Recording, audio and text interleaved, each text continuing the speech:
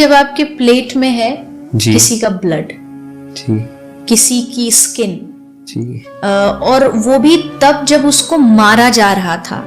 जब किसी भी पशु को मारा जाता है तो उस समय उसके मन में क्या होता है? डर, बहुत सारा स्ट्रेस, भागता है इधर उधर, चीखता है।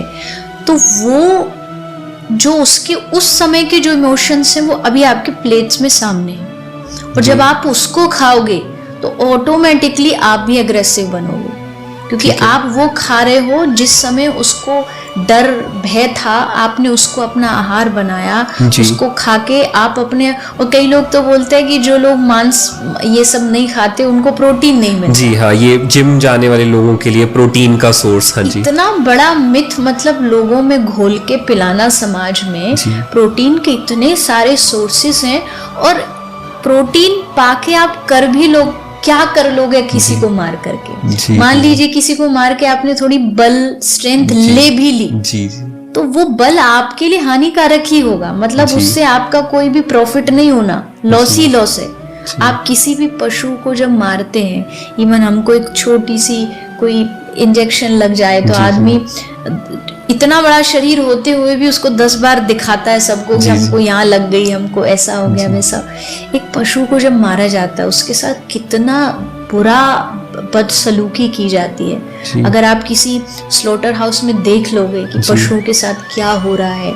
मैं गायों से बहुत प्रेम करती हूँ, तो गायों को जब मारा जाता है उनके ऊपर 120 से 150 डिग्री तक का गर्म पानी डाला जाता है ताकि उनकी स्किन अलग यूज आ जाए, खाना अलग यूज आ जाए।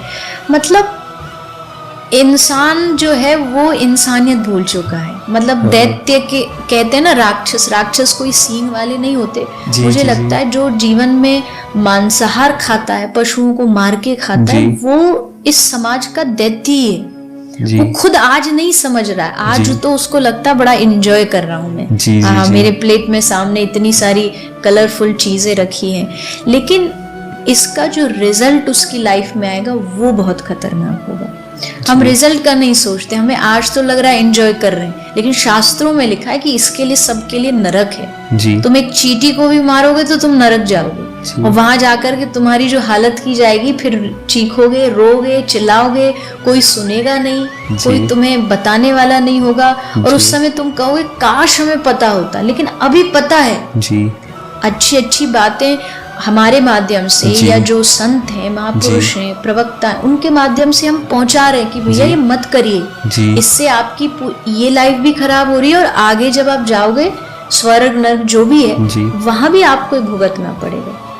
तो ये इंसानों को समझना चाहिए, और ये इंसान तभी समझेंगे जब उनके मन में थोड़ी सी करुणा आएगी, काइंडनेस। हाँ जी, और इसमें मैंने कई लोगों से रीजन सुना है कि हमने थोड़ी मारा, हमने तो ना उसको मारा, हम तो बस ले आए, हमने खा लिया, और इससे कहीं ना कहीं हम फूड चेन बैलेंस कर रहे हैं। वो एक ही रीजन देते हैं कि अगर हम खाना छोड़ दे तो फिर उनकी पॉपुलेशन बढ़ जाएगी, तो लोग फिर ये एक रीजन देते हैं इसका। ये पॉपुलेशन तो इंसानों की भी बढ़ रही है तो कल को कोई ये रीजन देने लगेगा कि हम तो इंसानों को मार के खाएंगे, तो ऐसा तो नहीं हो सकता ना कि। और फूड चेन आपसे हमसे करोड़ों लाखों गुना अच्छे सिस्टम से भगवान ने नेचर को बनाया है। नेचर को एग्जैक्टली पता है कि कैसे फूड चेन चलानी है, कैसे दुनिया का सर्कल चलना है।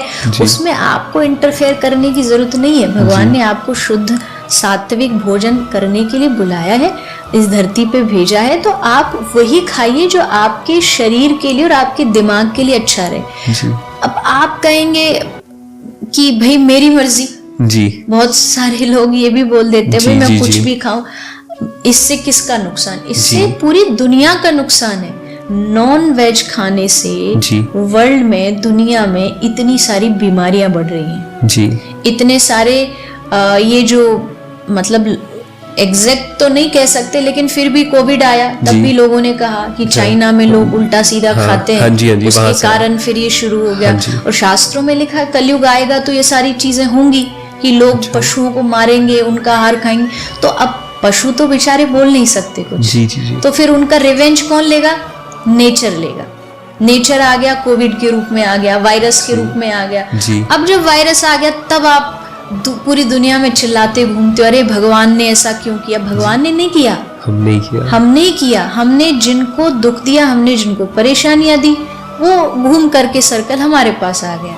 तो ये चीज जितना समय रहते इंसान समझ जाए कि अपनी डाइट को बैलेंस करें। अगर आप कहते हो मेरी मर्जी, तो मेरी मर्जी होती तो फिर आज आपको पता, अगर आप सर्च करेंगे तो आधे से ज्यादा जो फॉरेस्ट है, जो जंगल है, वो खत्म हो रहे हैं। जंगल में जो पशु हैं वो खत्म हो रहे हैं। जंगल खत्म होगा तो इसका मतलब है कि इंसान खत्म होगा। जैसे पेड़ खत्म होंगे तो बारिश नहीं होगी, बारिश नहीं होगी, हाहाकार मचेगा।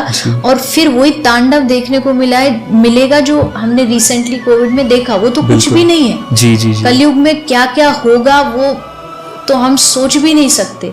तो इसके लिए थोड़ा सा समय से पहले हम समझ जाएं